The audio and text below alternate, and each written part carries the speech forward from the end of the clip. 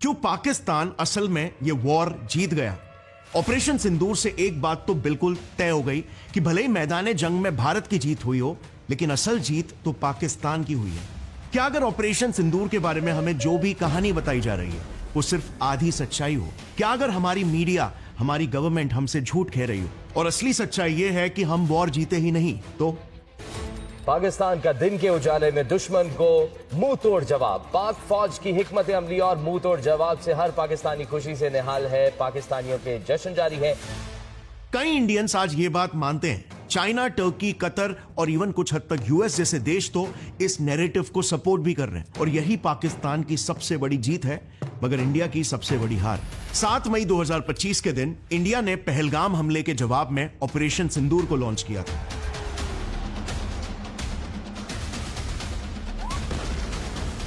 ये तो हम सब जानते हैं, बट जो बात हम नहीं जानते वो ये है कि पाकिस्तान ने भी हमें ईंट का जवाब पत्थर से दिया। पाकिस्तान ने भारत के श्रीनगर, उधमपुर एयर बेसिस को उड़ा दिया। इंडिया के 3 रफाल जेट्स को मार गिराया। इंडिया के S-400 डिफेंस सिस्टम जिनकी हम इतनी तारीफ कर रहे हैं, वो तो पाकिस्तान के सामने टिक तक नहीं पाए। S-400 सिस्टम तबाह कर दिया। एक और बड़ी कामयाबी, एक और बड़ी ललकार। नहीं, अब सुनो, और भी है। पाकिस्तान के एरी टीवी के न्यूज आर्टिकल ने यह क्लेम किया कि पाकिस्तान ने इंडिया का S-400 और दूसरे इंडियन रेडार सिस्टम्स और इन टोटल इंडिया में 26 लोकेशंस को डिस्ट्रॉय कर दिए। आज के तारीख में हमारी एक लेडी पायलट तक पाकिस्तान के गिरफ्त में है। क्योंकि सिंदूर वाली आ गई है ना, एक लेडी पायलट जो हमने पकड़ ली है। अब वो are you confirming that Abdullah साहब? Are you confirming that? बिल्कुल, I am confirming that. Pakistan के नेवल ऑपरेशंस भी इतने सक्सेसफुल थे कि इंडियन नेवी तक उनका मुकाबला ही नहीं कर पाई। पाकिस्तानी हैकर्स ने तो हम पर इतने घातक वार किए कि हिंदुस्तान की 70% बिजली बंद हो गई। हमारे देश में अंधेरा ही छा गया।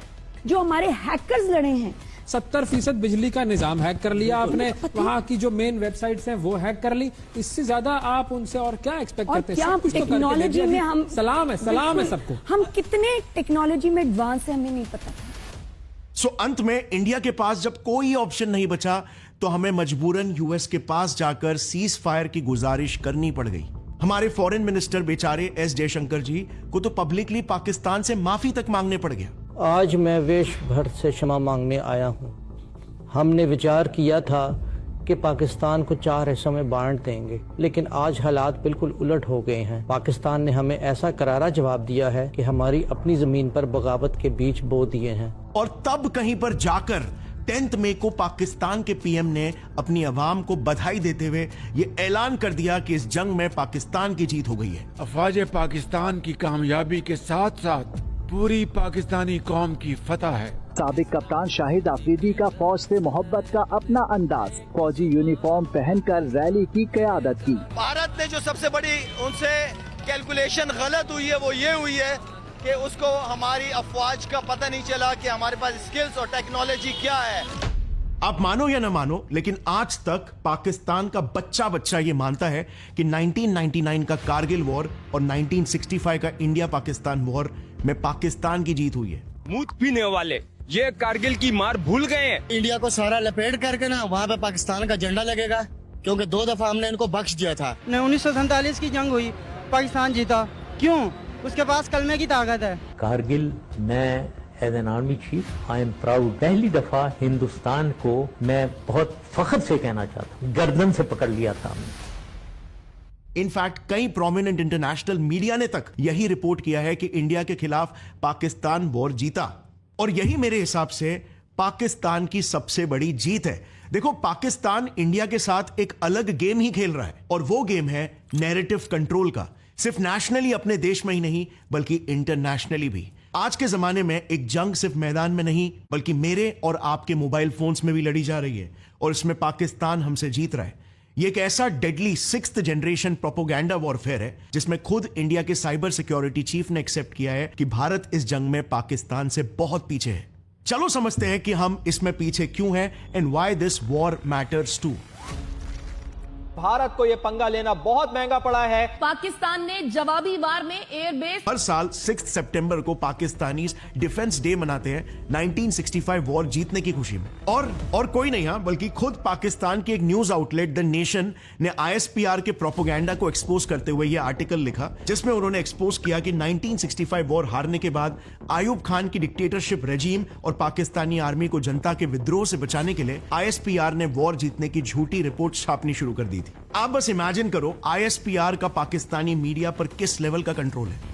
आज तक पाकिस्तान के सभी official documents, publications, speeches, broadcast और तो और बच्चों को स्कूल टेक्स्ट बुक्स में तक यही पढ़ाया जाता है कि 1965 का वॉर पाकिस्तान जीता था। बुजुर्ग जानते होंगे 1965 की जंग में इंडिया की फौज जंग जो है वो हार गई। किस वजह से? अल्लाह रब्बुल इज्जत ने उनके दिल के अंदर एक खौफ डाल दिया। अब ISPR ये काम करता कैसे?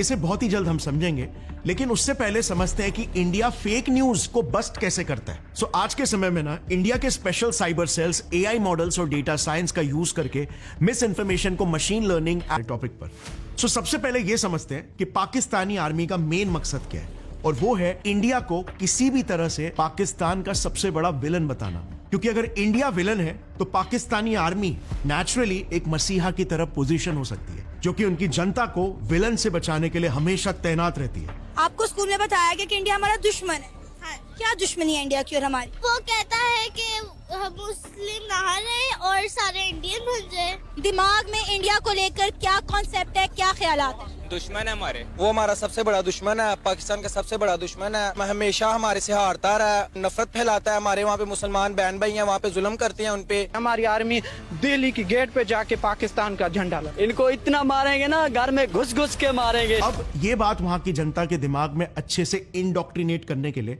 ISPR में कई सारे यूनिट्स बनाए रखे हैं। जैसे हमने डिस्कस किया था production and content creation division. इसके तहत ISPR हिलाल जैसे मैगजीन्स को छाप के जनता के मन में एंटी इंडिया और प्रो मिलिट्री नैरेटिव्स को फैलाता है। जैसे कुछ एग्जांपल्स बताता हूं। हिलाल मैगजीन ने ही इंडिया की एक्ट ईस्ट पॉलिसी को बहुत एग्रेसिव पॉलिसी बताया था, जिससे पाकिस्तान पर खतरा मंडरा सकता है। नेक्स्ट, इंडिया में 2007 में जो समझौता एक्सप्रेस बॉम्बिंग्स हुए थे, उसमें हिलाल मैगजीन ने यह पब्लिश किया कि मुस्लिम्स के हथियारों को इंडियन कोर्ट्स ने आजाद छोड़ के रखा हुआ है, क्योंकि वो हिंदूस थे। और इसीलिए आप देखते होंगे जब डिबेट्स होते हैं तो जो पाकिस्तानी रिप्रेजेंटेटिव्स होते हैं ये समझौता एक्सप्रेस का ही एग्जाम्पल कई बार देते हैं। इसके अलावा ने भी प्रूफ्स मिले, वो सब मैंने नीचे डिस्क्रिप्शन में डाल दिया है ताकि आप उस पर खुद भी स्टडी कर सकते हो। ये तो हुई पाकिस्तानी मैगजीन्स की बात।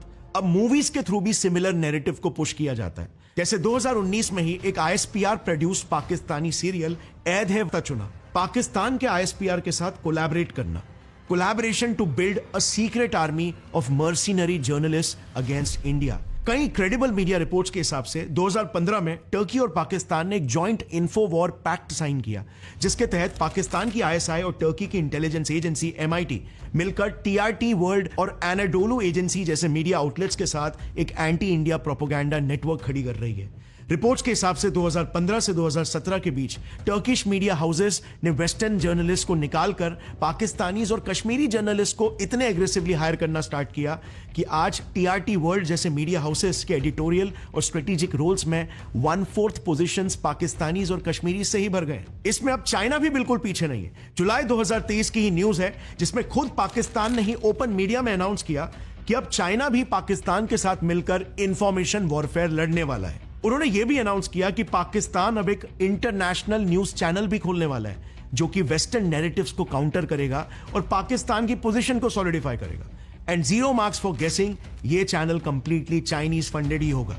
दोनों पाकिस्तान और चाइना मिलकर ऑलरेडी एक rapid response information exchange network भी चला रहे हैं, जो स्पेसिफिकली CPEC के नैरेटिव्स को भी कंट्रोल करता है। यानी कि CPEC के खिलाफ अगर कोई भी न्यूज हो तो RRIN इमीडिएटली उसके काउंटर आर्टिकल्स पब्लिश कर लेता है। बट चाइना और टर्की, ये तो मैंने आपको भी काम करने को तैयार हो जाता है, और फिर वो अपने ही टेरिटरी में सांपों को पालने की भी बात क्यों ना हो। और दूसरा रीजन, इससे इंडिया को बैलेंस में रखा जा सकता है। चौथी बात, पूरे वॉर के दौरान फ्रेंच रफेल और रशियन S-400 मिसाइल्स की मार्केटिंग हो रही थी, जिससे यूएस वेपन्स की डिमांड कम होने के चांसेस थे, जो यूएस नहीं चाहता।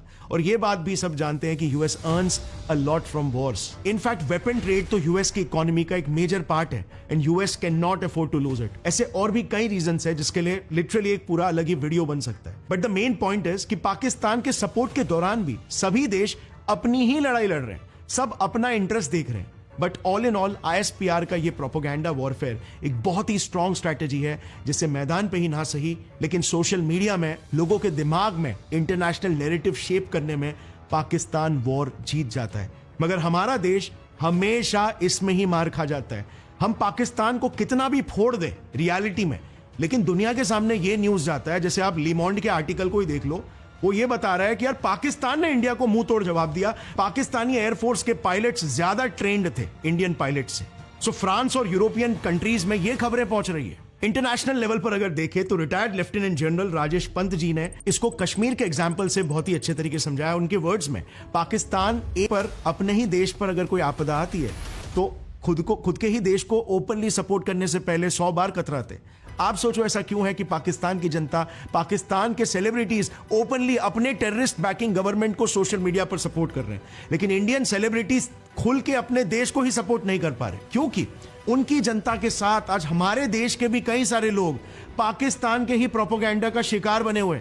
पाकिस्तान को अच्छे से पता है कि वो बैटलफील्ड पे हमें बिल्कुल नहीं हरा सकता और इसीलिए वो बैटलफील्ड बदल चुका है। Now it's a war of narratives. वो हर बार ISPR के जरिए एक भ्रम बेचता है, एक ऐसा झूठ जिसकी आवाज सच से ज्यादा होती है, लेकिन हम छुपे रह जाते हैं और चुप रह जाते हैं। लेकिन फिलहाल चुप रहना सिर्फ हमारी एक कमी नहीं है, बल्कि एक बड़ा क्राइम हो जाएगा, क्योंकि अगर यही नैरेटिव वॉर पाकिस्तान हमेशा जीतता चला जाएगा तो उसके सामने हमारी जीत, हमारा सच भी हारी नजर आएगा। और ऐसा नहीं है कि हमारी गवर्नमेंट या हमारी इंटेलिजेंस एजेंसीज इसके बारे में कुछ नहीं कर रही।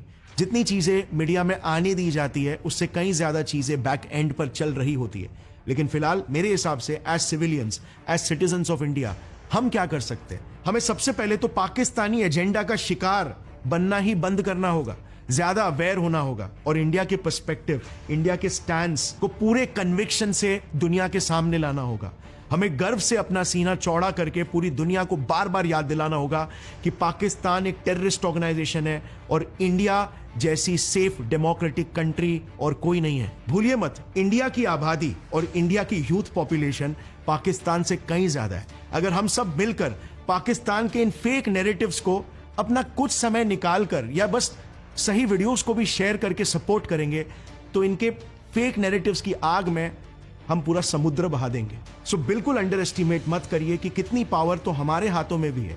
और इंडिया से बस मैं यही रिक्वेस्ट करना चाहूंगा कि जितना जल्दी हो सके आपको भी इस प्रोपोगेंडा वॉरफेयर में हिस्सा लेना होगा।